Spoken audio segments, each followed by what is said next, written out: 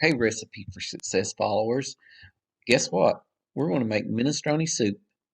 The ingredients that you will need for minestrone soup are 4 tablespoons of olive oil, 1 medium onion chopped, 2 medium carrots chopped, 2 celery stalks chopped, a fourth a cup of tomato paste, 4 cloves of garlic minced, a half a teaspoon of dried oregano, a half a teaspoon of dried thyme, a half a teaspoon of salt, and a half a teaspoon of pepper. Remember, you can always use salt and pepper to taste.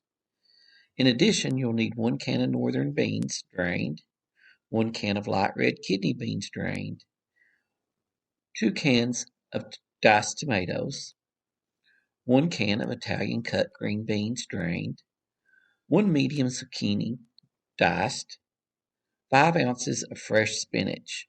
That's usually about 2 handfuls, 4 cups of vegetable broth, 2 cups of water, and 1 cup of macaroni noodles, your choice of what type.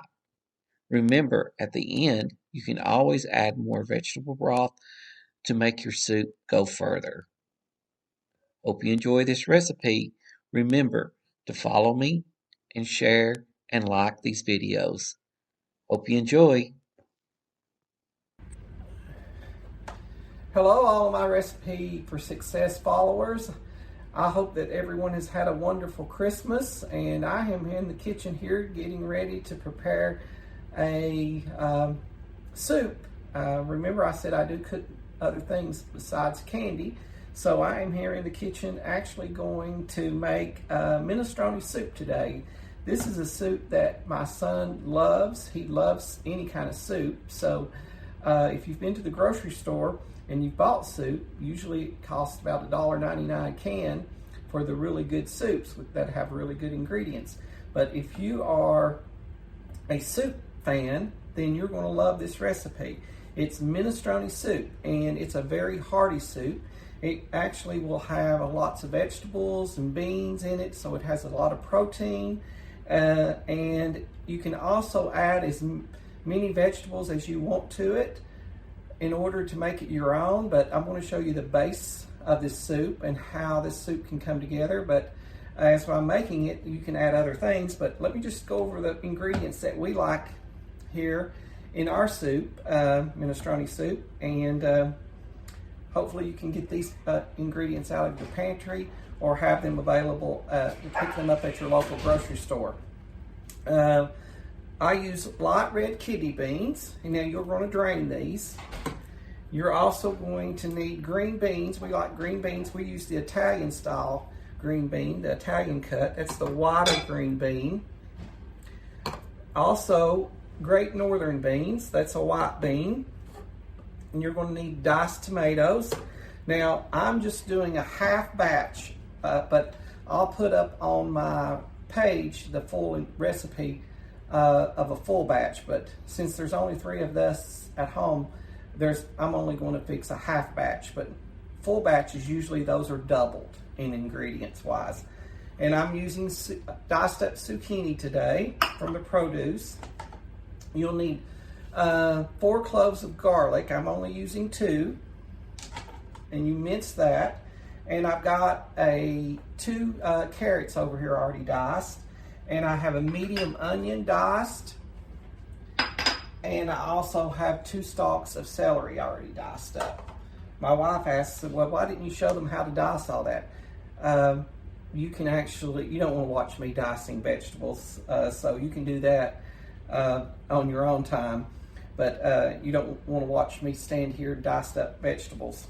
So what I have in here in my soup pot is I have 2 tablespoons of olive oil here on medium heat.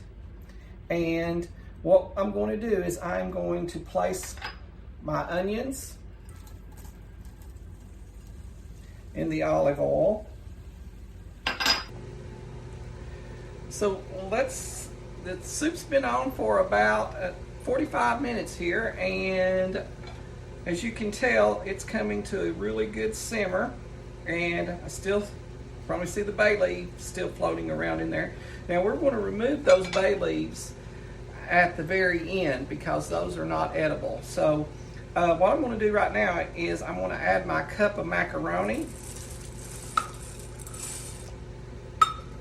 And I'm going to let that cook and get those macaroni pasta completely cooked in our soup. And then I'll come back and I'll show you how to add the spinach to the soup, and we'll be finishing it up, and I'll show you the finished product. Okay, I'm back, and the macaroni has it's been about 10 minutes, and the macaroni that I placed in the pot is now fully cooked. And now what I'm going to do is, while